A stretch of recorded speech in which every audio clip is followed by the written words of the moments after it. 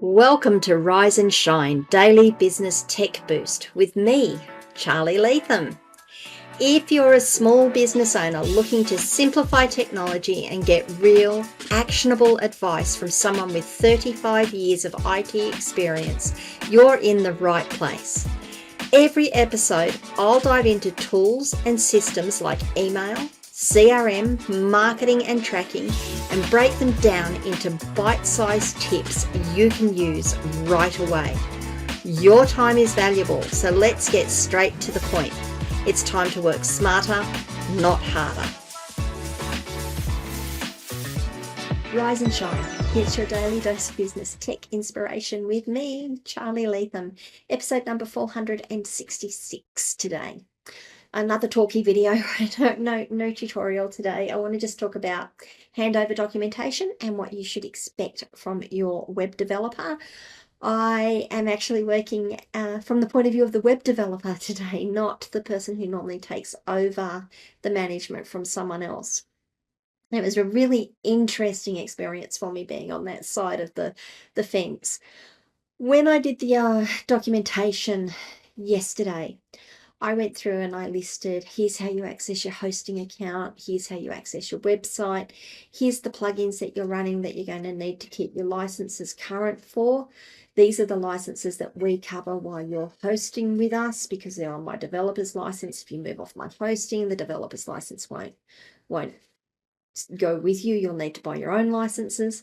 And these are the things that you need to renew the license when it becomes due for renewal. That was terrible, Charly. Now, the reason I do that is that there are certain plugins, there are certain themes, there are certain things that we've had to purchase on behalf of the customer that the license is tied to them. And because it's tied to them and we can't amortize that cost across more customers, that's borne by the client. So in my handover documentation, I had it listed out into the two groups. These are the ones that we cover. These are the ones that you need to cover. And in that second group, I not only put what the plugins were, I put who the provider was, when the license was due for renewal, and what the current price of the renewal was. Now, I use current price because I don't know what the pricing will be next year. I can only tell you what it is today. I don't have a crystal ball. As much as I'd like to, I don't have a crystal ball. The other things that I have to consider when I'm doing this handover is what other accounts were created that they're going to need access for. In this case, I've had to create an app on the Xero developer platform so that we can authorize the website to talk to the client's Xero account. That is specifically for the client. So I have to work with the client to hand that account over. So I need to change the email address on it. We need to change the password on it. And they need to take ownership of that account so that they can manage the app, so that they can authorize the site when the site needs reauthorization. Because with Xero, it expires that authorization after a certain amount of time. So there's some things to think about when we're doing our handovers.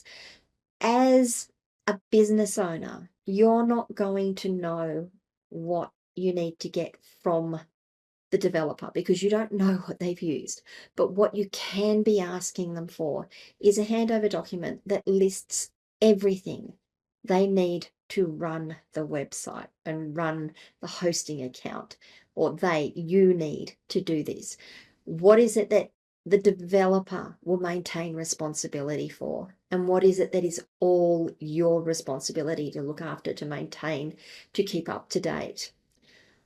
Some developers will tell you, no, you can't have access to your website. We'll just look after it for you. If you've got any changes you need, just tell us. It's your website. You should absolutely have access to it, and please make sure you insist that you have access to it. Whether you're going to use it or not, you should have that access, and you should put that access somewhere safe, like the details for that access somewhere safe so that you've got it. I'm just going to sort of circle on back. I was talking about, what accounts we created. I was talking about the Xero account, the Xero developers account for this client. It's not, Original thoughts. Don't do it, Charlie. Other ones are Cloudflare. If I'd created a Cloudflare account to manage their DNS, I would be adding the client to that account so that they can manage it as well.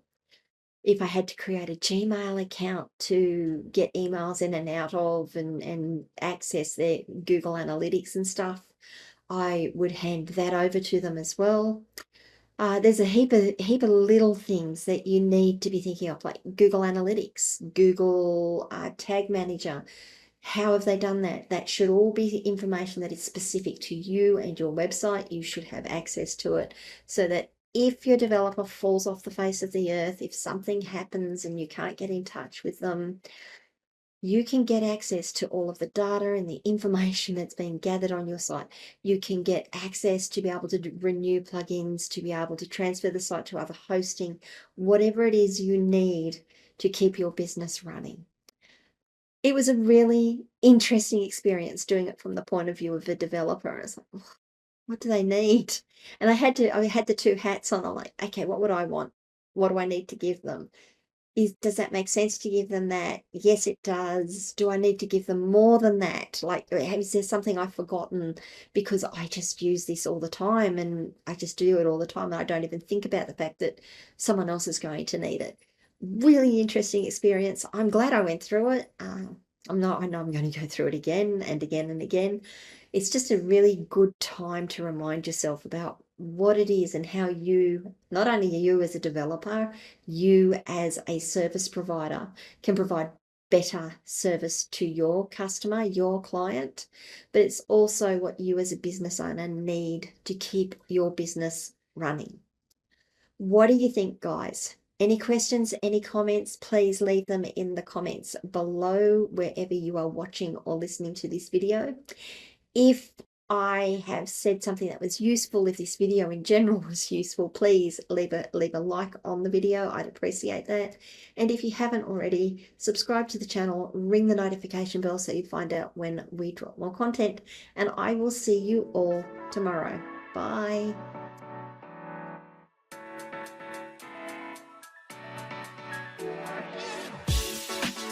Hey there, thanks so much for tuning in to Rise and Shine, your daily business tech boost. I hope today's episode gave you some actionable insights that will make your business tech work smarter for you.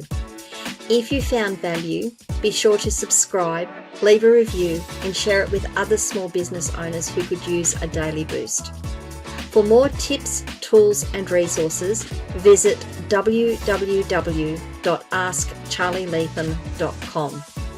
Until next time, keep rising, keep shining, and let's make tech simple together.